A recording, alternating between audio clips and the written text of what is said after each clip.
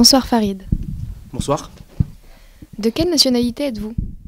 Alors je suis français, je suis aussi algérien, j'ai la double nationalité. Mais bon, j'ai grandi en France et je suis allé 4-5 fois à tout casser en Algérie quoi, depuis que je suis petit parce que j'ai une partie de ma famille qui y réside. Quelle est votre profession?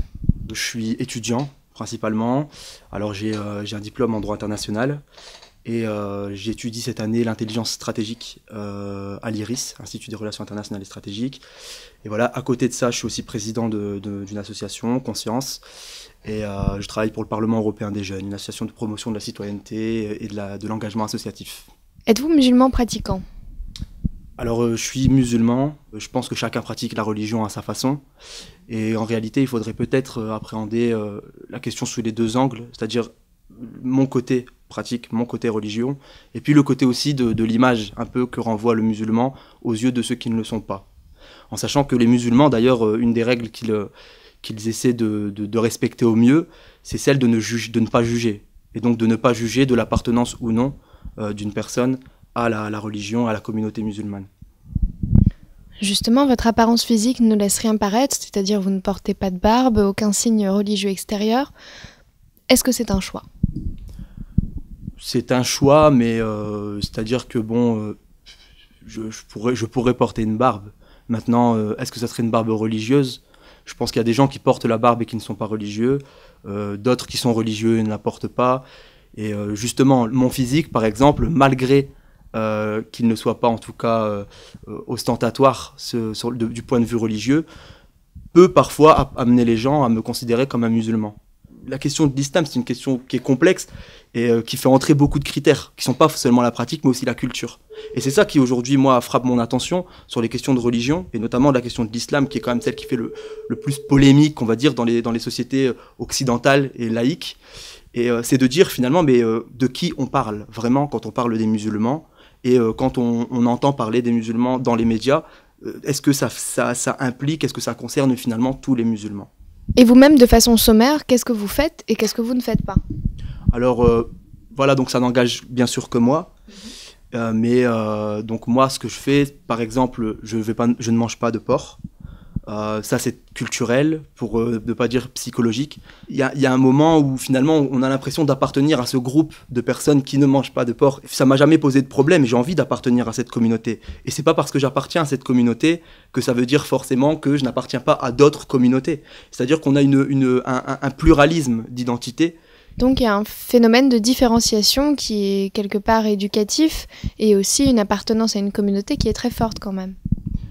Il y a une appartenance à une communauté, mais c'est une communauté qui n'a pas de couleur, qui n'a pas de vêtements, qui n'a pas d'accessoires particuliers. C'est-à-dire que je connais beaucoup, je suis originaire du nord de la France, et là-bas il y a aussi beaucoup, une forte partie de la population, de gens que j'ai pu rencontrer, avec qui j'ai pu échanger, qui sont des reconvertis. Donc des gens qui ne partagent pas ma culture, mais qui se sont dirigés vers l'islam. Et on se rend bien compte justement des connexions qu'il y a entre les deux. Je partage certaines valeurs, je partage certaines visions du monde, visions du rapport humain, etc. Et donc c'est ce qui fait que la religion, elle a tout cet aspect finalement culturel qui lui est intrinsèque. Et vous faites la prière? Alors, encore une fois, c'est une question qui est assez tendancieuse. De quoi on parle quand on parle de la prière? La plupart des musulmans imaginent ça et l'expriment et le justifient par le dogme, c'est-à-dire le fait de pratiquer la prière telle qu'elle a été et telle qu'elle est enseignée. Et puis ensuite, il y a aussi toutes les tendances finalement un peu plus spirituelles, un peu moins dogmatiques, et qui ressemblent finalement à ce que, pour moi, c'est-à-dire dans ma compréhension de l'islam, la prière, ça peut autant être une méditation. C'est le fait de cesser de juger, c'est arrêter de juger les gens, prendre un recul sur soi pour pouvoir justement retrouver notre essence, retrouver ce qu'on a en nous. Et je pense que tous les musulmans recherchent ce phénomène-là finalement dans la prière, puisque c'est un peu le message donc, de toutes les religions, après tout. La prière, c'est pas plutôt dirigé vers Dieu que vers soi, c'est-à-dire c'est pas plutôt une façon de sanctifier Dieu, de le remercier plutôt que de demander quelque chose pour soi? Bien sûr. Bien sûr, et justement, la prière ne consiste pas en une demande, parce que la demande, résulte encore de cette idée que l'on a, de ce que l'on souhaite pour nous-mêmes. C'est un petit peu le moi qu'on enseigne en philosophie quand on est au lycée, malheureusement pas toujours de la meilleure façon, mais c'est un peu cette question-là. Et donc la prière de remerciement pour dire je n'ai besoin de rien, parce que j'ai déjà tout ce que Dieu me donne, et c'est ce qui me permet en quittant tout cet aspect finalement matériel, cet aspect superficiel, tout ce qu'on pourrait vouloir posséder, etc. C'est en quittant toute cette dimension-là qu'on réussit à rejoindre une dimension qui serait une dimension spirituelle. Qu'est-ce que vous envisagez de faire plus tard dans la vie ? Alors j'aimerais faire beaucoup de choses. J'aimerais déjà développer cette association Conscience et notamment d'ouvrir mon propre cabinet en consulting, en développement stratégique et donc de permettre à des entreprises de s'installer, de développer leurs activités un peu partout. Voilà. Et être votre propre patron, ça vous aidera à pratiquer la religion, même à votre degré, notamment ça évitera de vous imposer peut-être des déjeuners d'affaires avec du porc ? Oui, mais après, j'ai rencontré énormément de gens dans ma vie. Ça ne m'a jamais posé problème de ne pas manger de porc, par exemple, puisque les gens, en réalité, sont très compréhensifs. L'idée, c'est justement de ne pas vouloir imposer sa différence, mais plutôt d'expliquer la différence, de montrer que je fais telle chose ou je ne fais pas telle chose, mais je sais pourquoi je la fais. Et c'est ça qui est important, c'est de pouvoir justifier de ce qu'on fait, plutôt que de faire au nom de, et de finalement se perdre quelque part. Et ça, c'est d'ailleurs quelque chose qui me semble contraire à la religion. Vous avez une petite amie ? Actuellement, j'ai pas de petite amie, mais bien sûr, oui, j'en ai eu. Quelle est la place de la femme dans votre religion ? La place de la femme dans ma religion, elle est la même que la mienne. Après, évidemment, au-delà de l'aspect purement religieux, je suis musulman, au-delà de cet aspect-là, il y a l'aspect, la communauté de valeurs. Est-ce qu'on partage certaines valeurs ou non ? Et est-ce que ça permettrait de développer, d'approfondir une véritable relation qui puisse fonder une famille, etc. Vous voudrez que votre femme enseigne l'islam aux enfants ou vous vous en chargerez, peu importe ? L'islam sera enseigné à mes enfants de la même façon qu'on leur enseignera la lecture, l'écriture, qu'on leur enseignera les autres religions, on leur donnera toujours notre vision, en précisant que c'est notre vision des choses, et que le plus important, c'est d'avoir sa propre vision des choses. Donc, bien sûr, il n'y a pas de... Je veux dire, moi, je ne suis pas pour une laïcité qui soit exclusive. Et c'est un peu la laïcité qu'on a aujourd'hui en France. On a une laïcité qui, au lieu d'être l'autorisation de l'expression de toutes les religions, est devenue l'interdiction de l'expression de toutes les religions.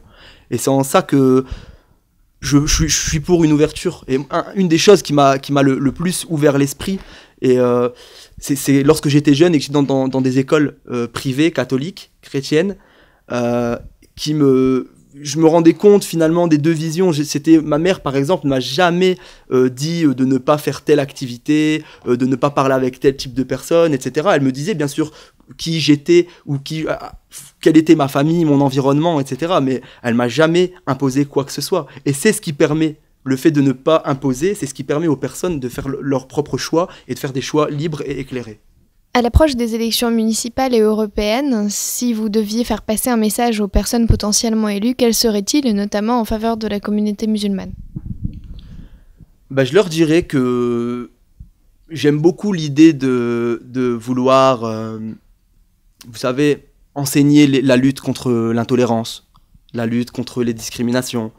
Mais je pense que de ce que j'en ai vu pour l'instant, tous les projets qui existent sont des projets qui s'attaquent aux conséquences de la discrimination plutôt qu'aux causes. Et je pense que finalement, toutes les causes, toutes les conséquences plutôt des discriminations que l'on rencontre ont pour origine une même cause.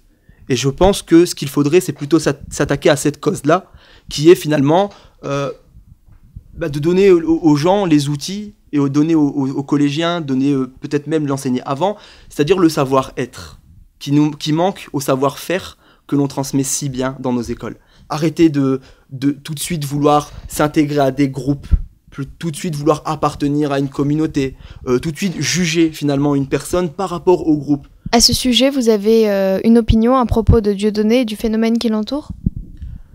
J'ai une opinion, mon opinion c'est... Quand il y a des polémiques, j'aime m'arrêter au droit. Je suis juriste et le droit, c'est finalement l'étude des faits. Et il y a des définitions qui sont juridiques. Et je pense qu'il faut s'arrêter aux définitions juridiques, tout simplement. Aujourd'hui, c'est quand même assez tendancieux parce que derrière, on réussit pas à savoir. Il y a tellement d'informations, il y a tellement de personnes qui revendiquent des choses différentes, contradictoires, qu'on ne sait plus finalement quoi donner. Alors, ce que je fais, moi, personnellement, c'est d'aller écouter directement la personne. Et d'ailleurs, la campagne nationale qu'on a eue à ce sujet-là, je pense que ce qu'elle a réussi à faire, en fait, en réalité, c'est faire de la publicité à Dieudonné, puisque les gens ont envie de se faire leur propre avis sur la question, et ils ont raison de le faire.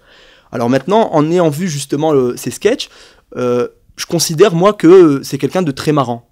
Je trouve qu'il a une vision des choses, bien sûr, qui est prononcée.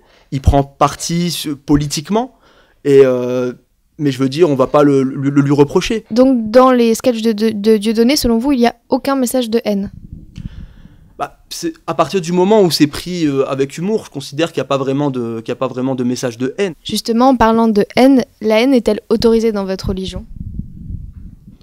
La haine n'est autorisée dans aucune religion. On parlait du sionisme, vous savez ce que c'est? Vous savez le définir? Le sionisme?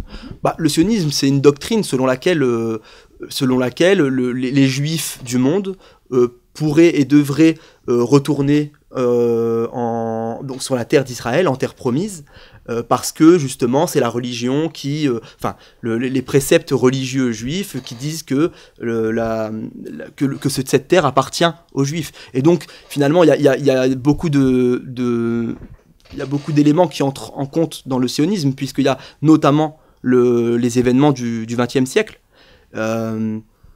Voilà, donc oui, je sais ce qu'est le sionisme, mais je pense que c'est, on peut le définir comme la volonté d'avoir un État israélien juif en terre d'Israël.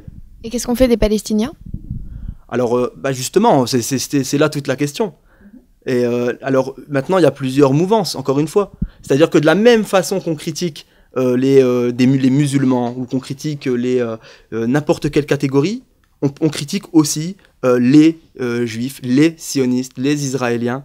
Et en réalité, il faut faire la part des choses. Maintenant, je déteste parler de ce conflit-là.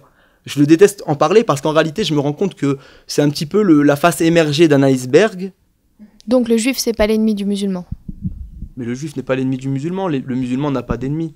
Parce qu'on oublie souvent qu'après l'opération Plomb Durci en 2008, il y avait 800 000 Israéliens dans la rue qui disaient non à l'opération Plomb Durci. Et alors celui qui veut attaquer l'État d'Israël et qui veut donc y attaquer tous les gens qui y vivent, est-ce qu'il parle aussi de ces gens-là? Et c'est ça qui est dommage. Je trouve qu'il faut faire la distinction. Apprenons à apprécier les gens pour ce qu'ils sont et ce qu'ils font, plutôt que de toujours mettre... Sinon, c'est pas fini. On met tout le monde derrière des images, et puis voilà, j'aime pas un tel, et puis on finit par là où on en est aujourd'hui, avec des gens qui ne se parlent pas et qui croient se connaître. Et parce qu'ils croient se connaître sans se parler, ils se parlent jamais, ils se rencontrent pas. Et comme ils se rencontrent pas, ils peuvent rien faire ensemble. Et c'est ça qui est dommage. Et le printemps arabe, est-ce que c'est un bienfait pour le monde arabe, ou au contraire c'est dangereux? Qu'est-ce que ça a apporté? Voilà, j'ai envie de regarder le constat, et puis chaque pays est différent, donc chaque printemps a eu sa propre histoire.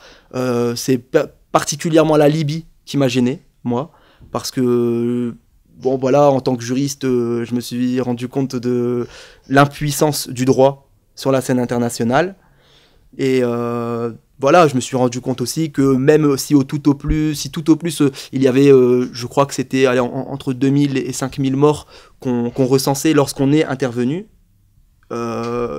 après l'intervention, il y a eu 50 000 morts. Récemment, l'Égypte a classé les Frères musulmans comme organisation terroriste. Alors, à votre avis, est-ce que c'est une réalité ou c'est une manipulation gouvernementale?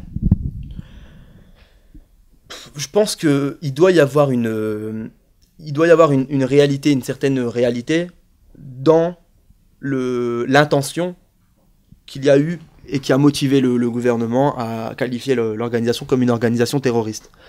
Maintenant, moi, je ne sais pas ce que c'est qu'une organisation terroriste.